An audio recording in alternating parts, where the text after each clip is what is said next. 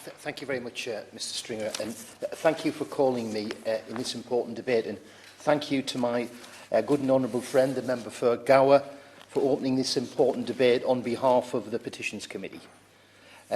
Mr Stringer, in the time I've got, I want to talk about two particular groups of key public sector workers. I want to talk about prison officers and firefighters, both of which are key workers, key government workers. In relation particularly to the prison officers, they deserve our praise, recognition and respect for their bravery, as indeed do firefighters, not only during the pandemic, but year in, year out. As honourable members may well know, prison officers are banned from taking industrial action. It's a criminal offence to even suggest they should, for example, start working to rule. So in return for the loss of this most basic human right, the Independent Prison Service Peer Review Body was established in 2001 to make recommendations on pay. Recommendations the government agreed to follow in all but the most exceptional circumstances.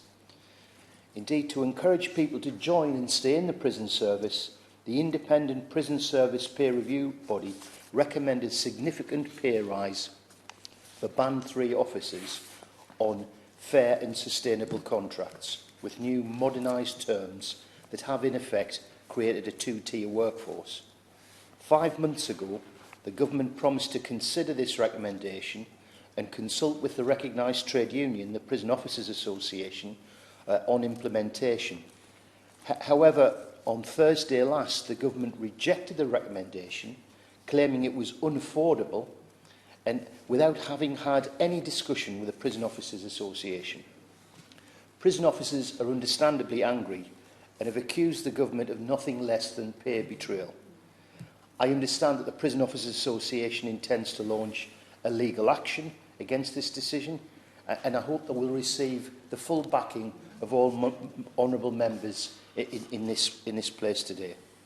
The prison service is clearly experiencing a crisis in recruitment and retention, especially of Band 3 officers, the main operational entry grade into the service. The review body calculates the cost of new recruits leaving the service after less than 2 years' service is around £30 million per annum. It's a wasteful and inefficient use of public money. That's why the peer review body recommended an immediate £3,000 uplift in pensionable pay to try and stem the rising tide of resignations. The government claim this is unaffordable. However, no exceptional circumstances have been cited to justify this decision, as is required.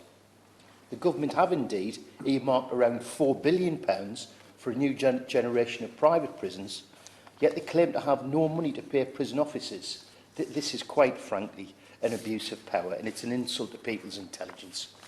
Mr Stringer, the situation is unfair and unsustainable, and our prisons suffer as officers vote with their feet and leave the service, taking with them valuable skills, knowledge and experience at a time when we need it most. The government must think again. Treat our prison officers with the respect they deserve and get around the negotiating table with the Prison Officers Association and make a fair and sustainable offer. I also want to mention the firefighters. I chaired a meeting in the FBU group this afternoon. They've had a pay freeze in 2010 and 2011, followed by a 1% public sector pay cap imposed for 6 years, from 2002 to 17. They have Order.